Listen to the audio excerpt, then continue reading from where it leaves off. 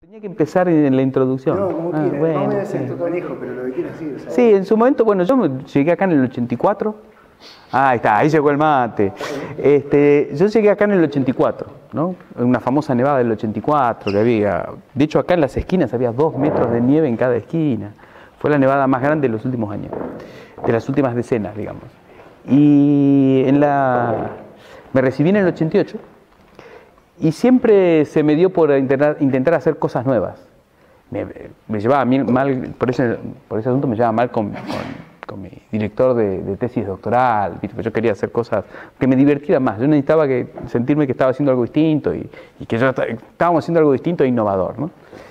En aquella época, algo de esto les conté, pero no los detalles más divertidos. La CONEA quería hacer una cuarta central y querían que se hiciera en el país. Entonces se hizo un comité en Buenos Aires. En aquella época, cuando en la década del 80, principios del 90, éramos pocos los ingenieros nucleares. Hablar de ingeniería nuclear era particularmente era hablar de Buenos Aires, donde había un grupo llamado Dirección de Centrales Nucleares, y ahí estaban los buenos. Nosotros no éramos vistos como que éramos tipos que sabíamos de reactores. Ahora es indiscutible y todos saben que los ingenieros nucleares estamos preparados, que tenemos título de grado, que los demás hacen especialidades y que además somos buenos en las partes, somos reactoristas, muchos de nosotros somos reactoristas. En aquella época no. Entonces, cuando había que hacer evaluaciones de reactores, se reunía la gente de Buenos Aires, que eran los que sabían. Nosotros éramos la gente rara de Bariloche. Y había un grupo que quería hacer una central como la de Embalse, que es un CANDU, hecha por los argentinos, ¿no? Que era una copia, era copiar, era clonar, hacer una versión argentina, digamos, vendría a ser el CANDU Nacional y Popular, hecho por los argentinos, ¿no? Y en aquella época éramos un grupo, éramos una banda. Germán Guido, que hoy es el vicerrector de Litva, ahora está de vicerrector de Litva. Era una banda de delincuentes, todos recién recibidos de la misma promoción, digamos, unos locos para atar. Entonces nos juntamos y hicimos un reactor en joda que se llama el GARCAR. Era el Gritis Argentinian CANDU Reactor. Era el GARCAR, porque nos burlábamos de la verosimilitud económica. Entonces, como era carísimo el reactor, y en teoría los reactores cuando se hacen más grandes, en teoría se abaratan. En realidad se hacen más grandes y siempre salen más caros. Pero en teoría, en las ecuaciones se abaratan. Entonces lo que hicimos era que si el reactor se hacía de una potencia ridícula, el reactor iba a ser competitivo. Entonces era ridículo, un reactor estúpido. Entonces por eso lo llamamos GARCAR. Se entera de la broma un asesor del presidente de CONEA, que era un egresado de acá. Che, que ese sería otro, Oscar Bressan, de la primera promoción. Oscar Bressan se entera, era el asesor del presidente de CONEA, y claro, él me conocía de cuando éramos estudiantes, había sido profesor mío de experimental. Entonces viene a hablar conmigo, yo le explico y lo entusiasmo, porque en realidad nosotros teníamos una idea de cómo hacer nos habíamos juntado y teníamos una idea de cómo hacer un CANDU, ¿no?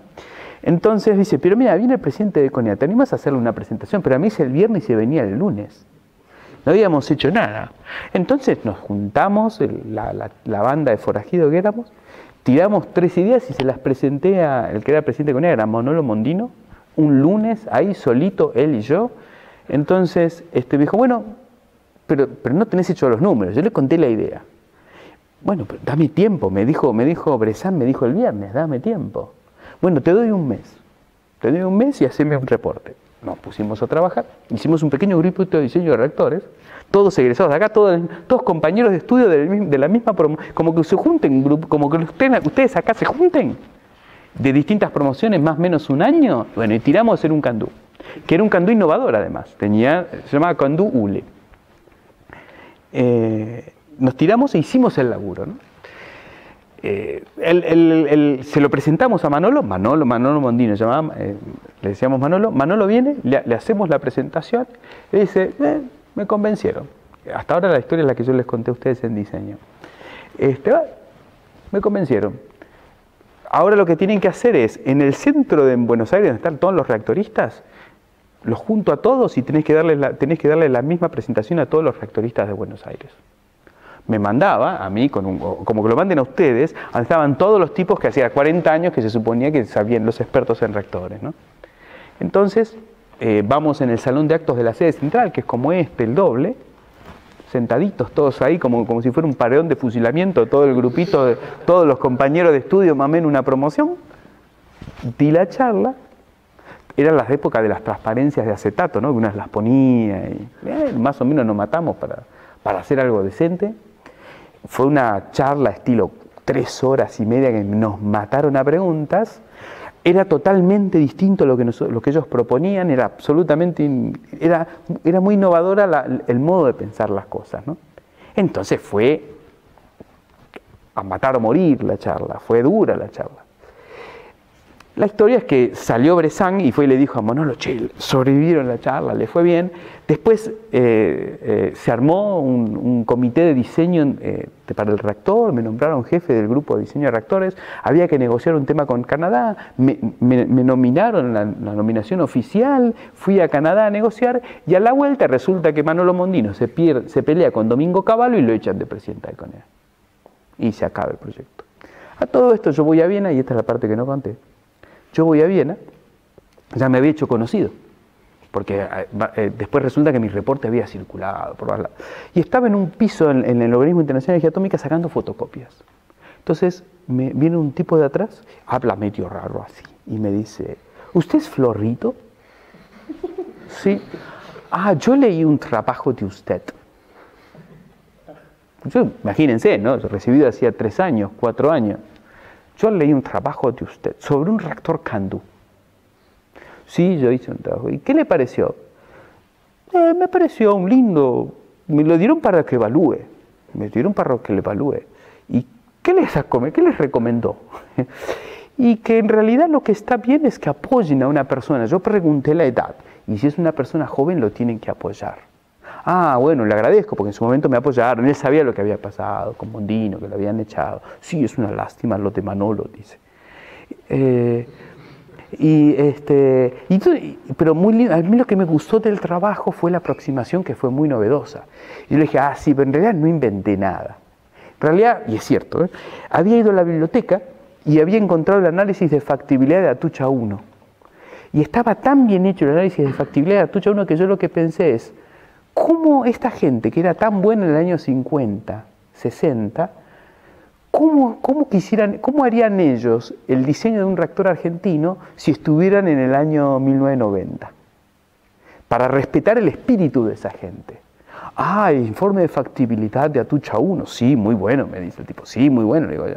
¿Y sabe quién era el autor? Sí, Belachik, le dijo eso. Ah, bueno, buen día, mi nombre es Belachik, me dijo.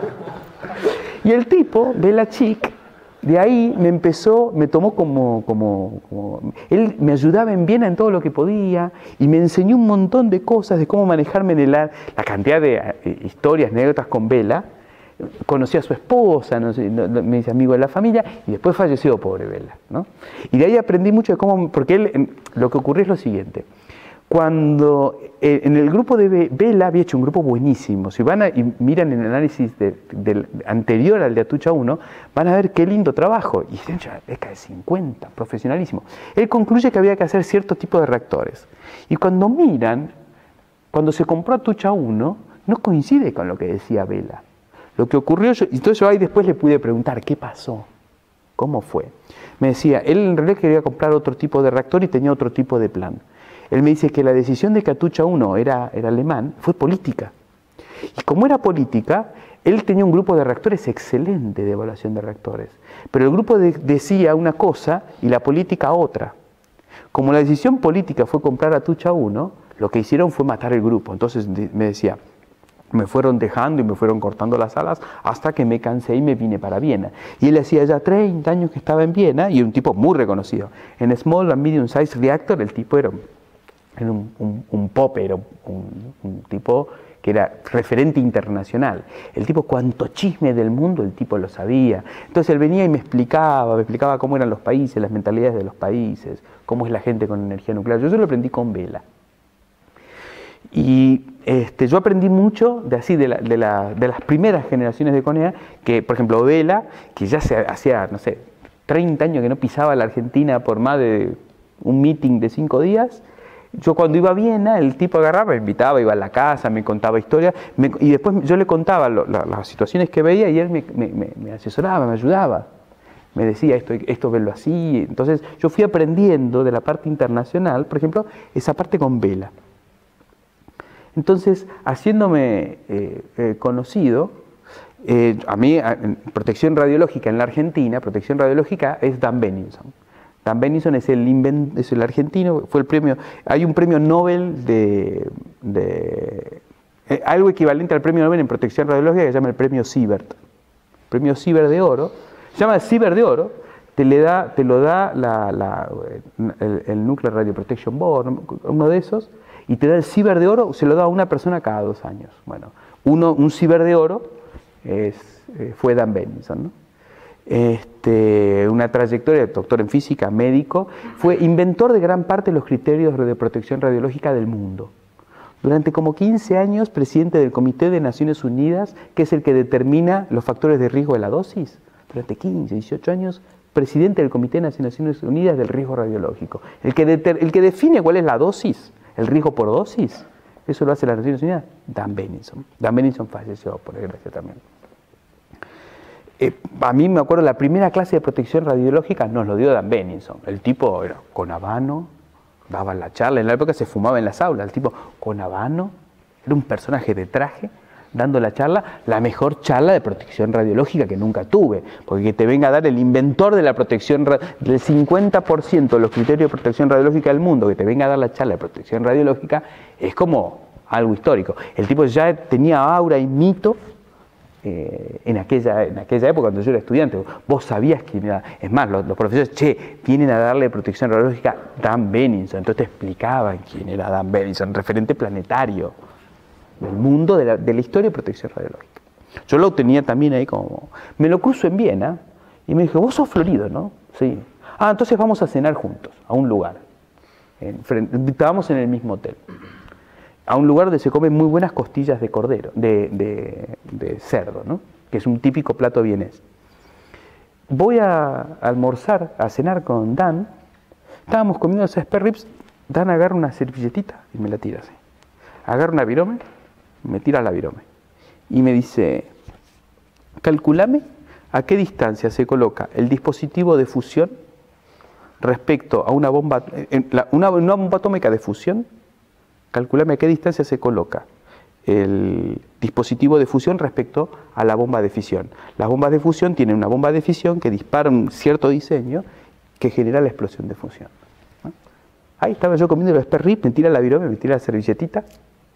Uy. Entonces, claro, yo sé que el neutrón térmico, que tiene 0,02 electrón volt, va a 2200 metros por segundo. Y una bomba y la velocidad del neutrón es un medio de la masa por la velocidad al cuadrado.